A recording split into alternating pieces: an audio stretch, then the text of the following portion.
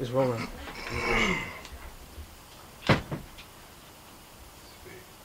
How does a man learn how to be a man? How do men learn how to be a man? Very interesting.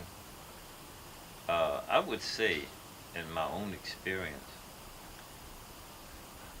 me becoming who I am today has a lot to do with my mother's nurturing and her experience with my father and the duties that men bring to their home when they're setting up a home and having children, and you're repeating the cycle over and over again, because at one time in life, I didn't think I wanted to be my father because my father was such a giant of a man that everybody was afraid of him, black and white. So I didn't want people to be afraid of me. And when I left home, I said, oh, well, I wasn't going to be like my father, especially when you got your behind tore about something other that, that you were told not to do. So, but I find myself sort of chilling out around the age of 21. I began to talk like him, sound like him, with the same philosophy and sarcasm that he had expressed around the home and whatnot. So um, that's that's my experience. Do you have any male role models that you would like your children to follow? That is fabulous. Do I have any role models I would love my children to follow? Uh, First of all, I wouldn't. I don't think that I'm a bad fellow myself as a role model. I went to great lengths to try to be a role model for them and a hero to them and a father, which I find it very difficult at times. Um, my role models were my father, my grandfather, my great grandfather, which I know a little bit about my great grandfather, and later on in my father's brothers, uh, who later on introduced me to uh, the Nation of Islam under Malcolm X. He was one of our role models. Captain Yusuf Shaw, I thought he was God in the person because he was the one that taught martial arts to the fruit of Islam under the Honorable Elijah Muhammad. I'd never seen the man smile. I thought he was, worse than my father in terms of discipline. But I loved him and I learned to love him down through the years because the discipline. Black men is something without discipline. I found that because I've seen so many undisciplined black men in my later years. I appreciate uh, Dr. King, Jesse Jackson, Sonny Carson, Jim Cuffey, uh, Rabbi Tate, uh, Reverend Smallwood. These are all my mentors. These are the people, you understand what I'm saying, that is a part of my growth, whom I love and admire dearly. Um, uh, and I can just go on and on. And I'm reminded of one man in particular that I learned a little bit about. His name was John Hanson. Nobody wants to talk about John Hanson, who was the president of the United States, the continental United States. And nobody never talks about how George Washington became a general. And nobody talks about the fact that John Hanson was the president at the time and had communication with George Washington and actually made him general. As a matter of fact, John Hanson had a brother whom he sent on mission to for the troops. He sent them money and shoes, and I found that really astounding. That as much as I learned about George Washington chopping down the cherry tree and never told a lie,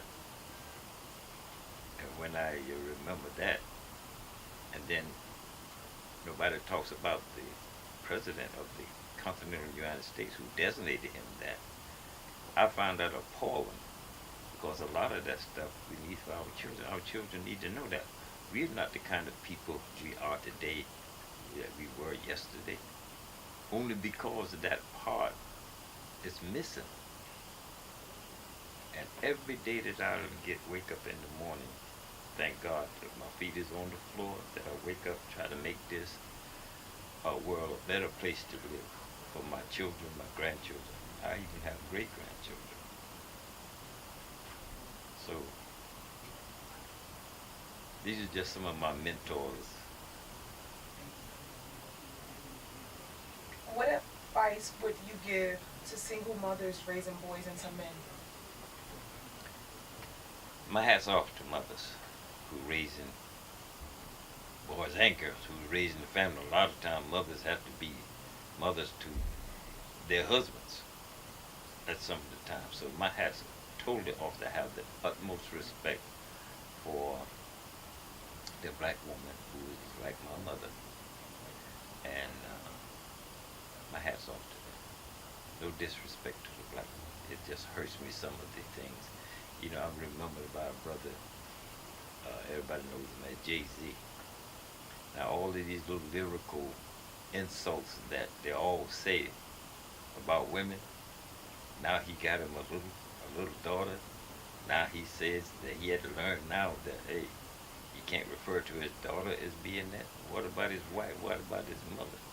See, we have to begin to turn this whole mess around here, this ignorance and stupidity, and how we put stuff out on the airwaves, the sacred airwaves, into the ears of our young people and expect them to come up acting like angels? No.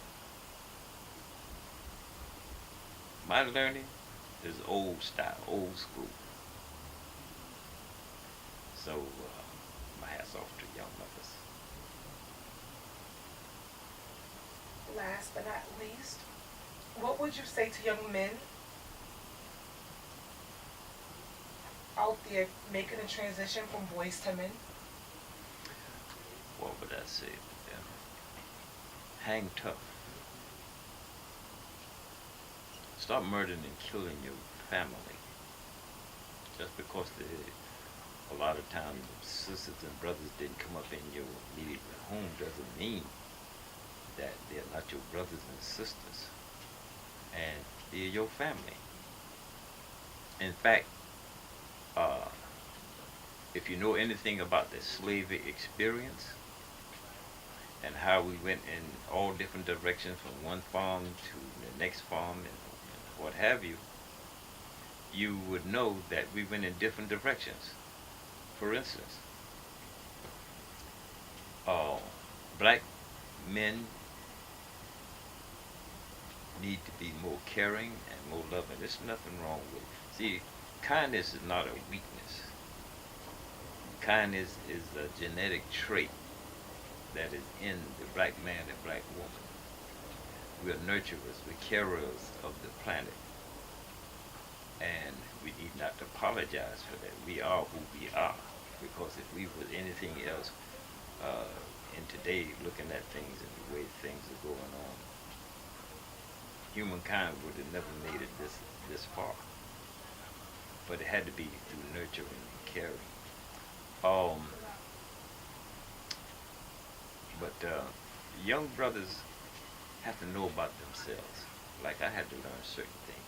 The more I understand my people, black folks, and the contributions they have made to the planet. See, we were never selfish with our knowledge and understanding and our experience because we shared it with the world. Because you just dead with a wise man as you are with a fool. So it's incumbent upon all of us to be on our best behavior at all times. Love life, preserve life.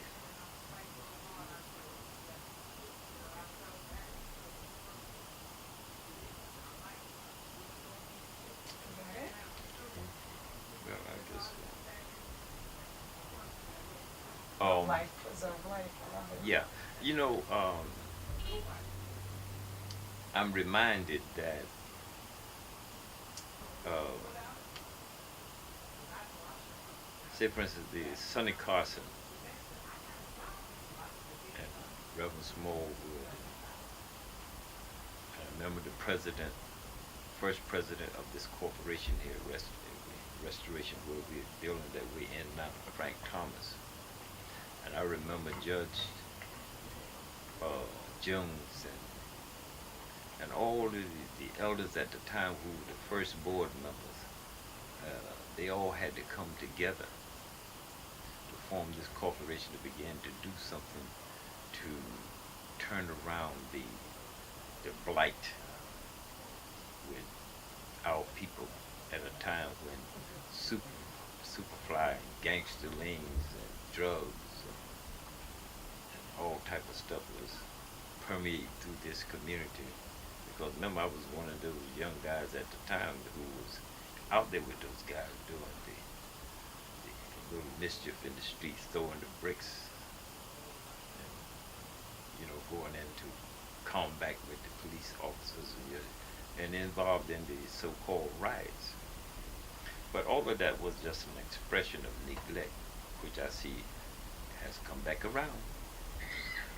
Those children out there in that street are not to blame for the predicament that they're in. They are living and inherited something, some bad decisions that the adults made 30, 40